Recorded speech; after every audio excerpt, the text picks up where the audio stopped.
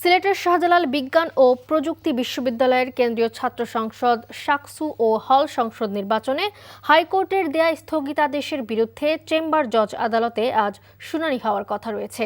এ নিয়ে ক্যাম্পাসে শিক্ষার্থীদের মাঝে বিরাজ করছে তীব্র ক্ষোভ। এ বিষয়ে জানাতে যোগ দিচ্ছেন স্টাফ করেসপন্ডেন্ট সজল ছত্রী। সজল, ক্যাম্পাসে এখন কেমন পরিস্থিতি দেখছেন, আর কোর্টের রায়ের বিরুদ্ধে তাদের প্রতিক্রিয়া কেমন জানাবেন?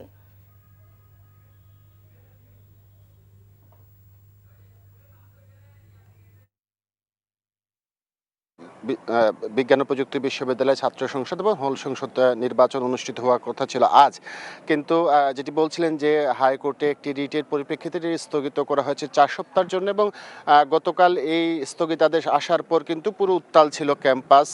পাশে সিলেট সুনামগঞ্জ সড়কও অবরোধ করেছিল কিছুক্ষণের জন্য শিক্ষার্থীরা, এবং রাত 12টা পর্যন্ত প্রায় উপাচার্য রেজিস্ট্রার সহ বাকিদের অবরুদ্ধ করে রাখা হয় ক্যাম্পাসে। এবং আজ সকাল থেকে আবার তাদের এই গোল চত্বরে অবস্থান কর্মসূচি আছে। সকাল 10টা থেকে শুরু হওয়ার কথা, যদি এখনো শিক্ষার্থীদের আমরা তেমনভাবে জড়ো হতে দেখছি না, কিন্তু 28 বছর পর এই নির্বাচন ঘিরে শিক্ষার্থীদের ব্যাপক উৎসাহ ছিল, এটা সত্য।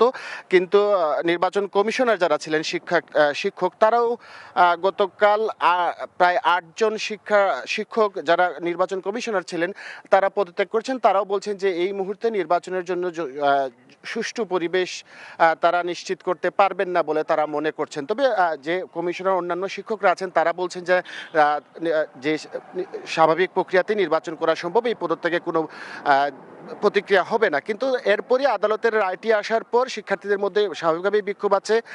তারা অপেক্ষা করে আছেন, বিশ্ববিদ্যালয় প্রশাসন আদালতে আবেদন করেছেন, তারা অপেক্ষা করে আছেন যে আদালত থেকে একটি পজিটিভ রেজাল্ট আসবেন, এবং রেজাল্ট আসলে তারা নাকি যেটি বিশ্ববিদ্যালয় প্রশাসন জানিয়েছে যে খুব অল্প সময়ের মধ্যেই তারা, যদিও আজই নির্বাচন সেটি হচ্ছে না, কিন্তু যদি আদালতের রায় পজিটিভ আসে তাহলে খুব অল্প সময়ের মধ্যে তারা নির্বাচনটি আয়োজন করতে পারবেন, এমনকি তারা আগামীকাল নির্বাচন আয়োজন করতে পারবেন বলে এখন পর্যন্ত আমাদের জানিয়েছেন। তো ক্যাম্পাসে এখন স্বাভাবিক অবস্থায় আছে, শিক্ষার্থীরা হয়তো কিছুক্ষণ পর ক্যাম্পাসে অবস্থান নেবেন এবং তারা আন্দোলন চালিয়ে যাবেন বলে আমাদের জানিয়েছেন। তারা হয়তো অপেক্ষা করছেন আজকে আদালত কি সর্বশেষ সিদ্ধান্ত দেন, তারপর হয়তো তারা আবারও বিক্ষোভ কর্মসূচি বা আন্দোলন কর্মসূচি নিয়ে মাঠে নামতে পারেন। এখন পর্যন্ত বেশ শান্ত অবস্থায় আছে, এবং শিক্ষার্থীরা জড়ো হতে শুরু করেছেন অল্প করে।